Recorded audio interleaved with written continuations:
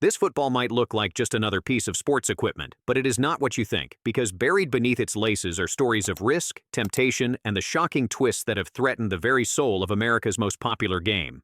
Before we dive in, do not forget to subscribe for more stories that reveal the hidden side of the sports world. Imagine a world where every touchdown, every field goal, and every game-winning drive could be tainted by a single bet. If these scandals were ignored, the trust millions place in the sport would crumble, leaving fans questioning every play and every outcome. The stakes are not just about who wins or loses on the field, they are about protecting the integrity of the entire game. The history of gambling in professional football stretches back decades, but it is the National Football League that has faced some of the most jaw-dropping scandals. The league's strict rules against betting are not just about following the law, they are about keeping the game fair for everyone, from the players on the field to the fans in the stands. But as the world of sports betting has grown, so too have the temptations and the risks for those at the heart of the game. One of the earliest and most infamous scandals shook the league in the early 1960s when two of its brightest stars, Paul Hornung, the golden boy of the Green Bay Packers, and Alex Karras, the tough-as-nails defensive tackle for the Detroit Lions, were caught betting on football games. Hornung, known for his dazzling runs and larger-than-life personality, admitted to placing bets as high as $500 on games, including those involving his own team, though only to win. Karras was found to have made at least 6 significant bets on league games. The league's commissioner at the time, Pete Rozelle, did not hesitate. Both players were suspended for the entire 1963 season, a move that sent shockwaves through the sports world and set a precedent for how seriously the league would treat any breach of its gambling policy. The fallout was immediate and severe. Hornung and Karras were not the only ones caught up. 5 other members of the Detroit Lions were fined for betting on the Packers in the championship game. The message was clear. Gambling would not be tolerated, no matter how famous or successful the player. Rozelle's decision was not just about punishing individuals, it was about protecting the game itself. He reasoned that a player who gets into the habit of betting could fall into the clutches of professional gamblers, and that even the suspicion of wrongdoing could cast a shadow over every play and every result. Fast forward to the 1980s, and the league faced another major scandal. Art Schlichter, a promising young quarterback for the Baltimore Colts, saw his career derailed by a gambling addiction that led him to bet on football games during his rookie season. Schlichter's actions resulted in a suspension, and his personal and professional life spiraled out of control, eventually leading to prison time for financial crimes. His story became a cautionary tale about the dangers of addiction and the devastating consequences that can follow when the line between player and gambler is crossed. But the temptations of gambling did not disappear. In recent years, as sports betting has become more accessible and even legal in many places, the league has faced a new wave of scandals. In 2019, Arizona Cardinals cornerback Josh Shaw was suspended for betting on league games, including a parlay that involved his own team. Shaw's suspension was the first of its kind in over 3 decades, and it underscored just how seriously the league continues to take these violations. The investigation found that Shaw had not used insider information or compromised any games, but the fact that he bet on football at all was enough to warrant a significant punishment.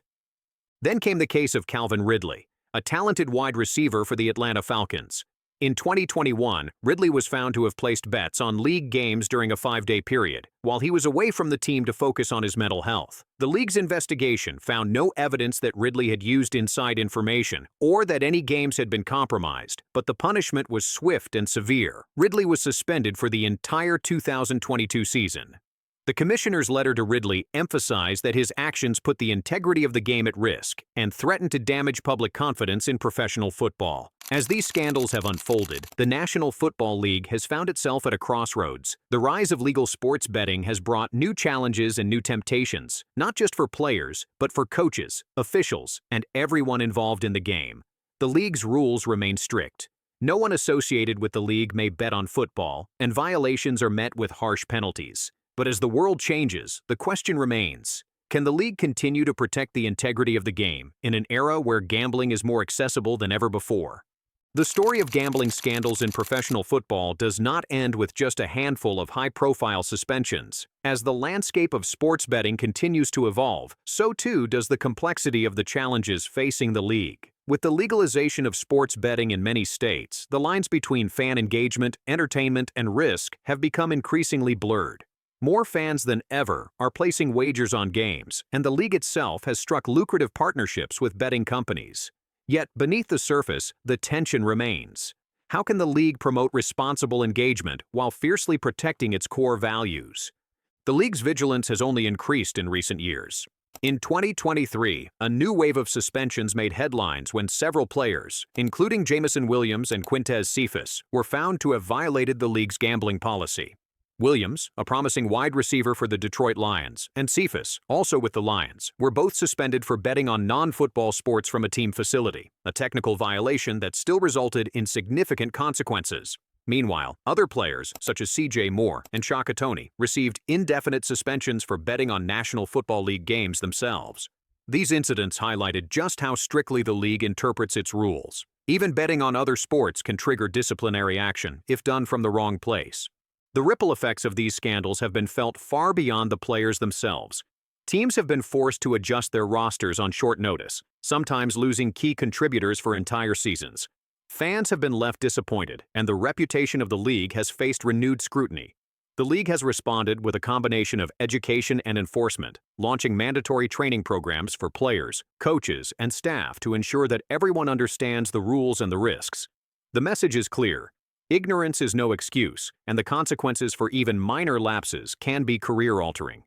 Yet the temptations remain ever-present. The rise of daily fantasy sports, mobile betting apps, and in-game wagering has made it easier than ever for anyone, even those within the league, to place a bet with just a few taps on a smartphone. The league's integrity unit, established to monitor betting activity and investigate potential violations, has ramped up its efforts, working closely with betting operators and law enforcement to detect suspicious patterns and enforce the rules. Still, the challenge is immense. With millions of dollars at stake and the ever-present lure of quick money, the risk of future scandals is never far away. Public opinion on these scandals has been divided. Some fans argue that the league's rules are too harsh, especially in an era where sports betting is widely accepted and even promoted by the league itself. Others insist that the strict enforcement is necessary to preserve the trust that underpins the entire sport. After all, the mere suspicion that a game might be compromised can be enough to undermine the faith of millions of fans. The league's leadership has consistently sided with caution, insisting that the integrity of the game must come before all else. As the 2000s progress, the league finds itself in a delicate balancing act.